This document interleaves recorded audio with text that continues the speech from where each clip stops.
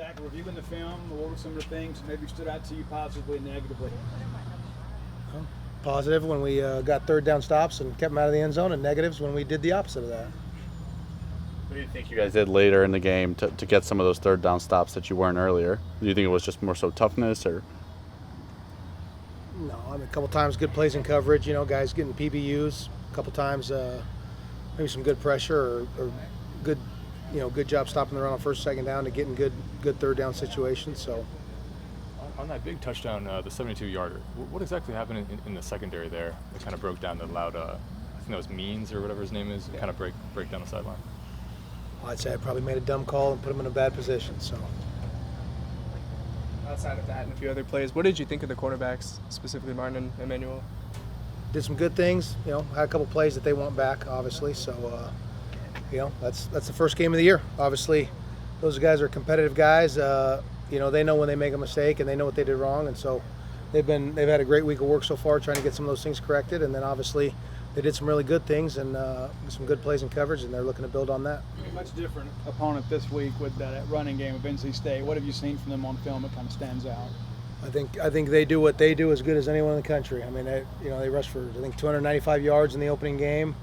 Both tailbacks went for over 100 yards. One of them averaged 10 yards a carry. I think 16 carries for 160. So. I think that's as impressive as a running back duo tandem as I've seen. And obviously, you don't run the ball well unless you got big guys up front who can win the line of scrimmage and move people, and they do a tremendous job. And that's to take nothing away from their quarterback and receivers, because they can hurt you equally in the passing attack. So they're a very complete football team, and I think that's as good of a coach football team as there is in the country. Outside of the 59-yard touchdown play, you guys held them to 42 yards on 24 carries. Are you happy with how the run defense performed? Well, I was trying to think, because you said, let's see, 72-yard touchdown, then 59-yard touchdown. That's got like PTSD from that. But,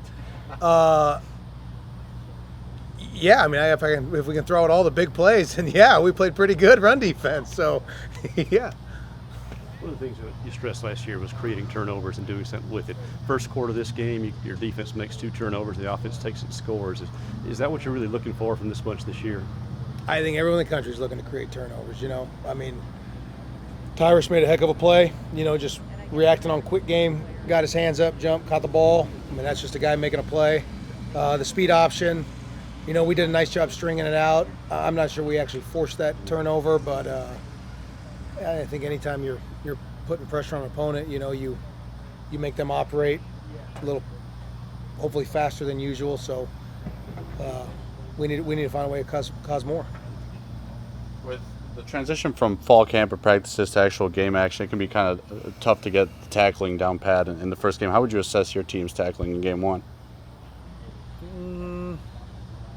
Like I said, obviously there's going to be some plays we need to be better. I can remember some check downs and zone coverage where, linebackers lose leverage or we miss a tackle. So, but I'm always been of the opinion that those things are going to happen in every game. I think some people spend so much time critiquing tackling and you lose sight of, well, there's 10 other guys on the field who should be running to the ball and taking their shot. And so if I'm gonna make an error, it's going to be I'm gonna err on coaching effort and trying to get 10 guys flying around. And if we take 11 shots and miss 10 of them, but the other guy knocks the heck out of them, I bet you we're going to be all right. So.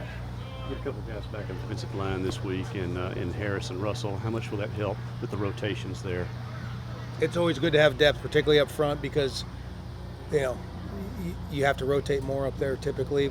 It's just harder to play a whole bunch of plays in a row. Linebacker, secondary, you can do it more. So, but I mean, we want every guy who's capable of getting in the game and making us better and helping us win. We'd like to rotate all of them because that allows you to stay really, really fresh. So pass rush, you guys got close a couple times. I guess you had the one sack there. I mean, when you went back and looked at pass rush, I mean, I don't think we had one, did we? well, you're credited with one. One sack. Yeah. Nice. Yeah. So what did you see that perhaps could help you this week to do a little bit better job on the pass rush? You guys get off the ball better, get around edges better, defeat guys better, blitz better, play better coverage, makes quarterback hold the ball longer. There's a lot of things we got to do better. That wasn't good enough pass rush. So Just like when you see a defensive lineman like Jaden Crumby, I mean, it comes down to the final play of the game. He's pretty exhausted by that point. He makes that block on special teams. I mean, how cool is it to see that? I don't think that guy gets enough credit or attention. He's kind of like the Fred Peters of up front. I mean, all Crumby's done here, I think, since he probably showed up as a freshman, he got on the field right away. He's been a dang good football player. The guy shows up every day. He knows what to do. He's got a smile on his face.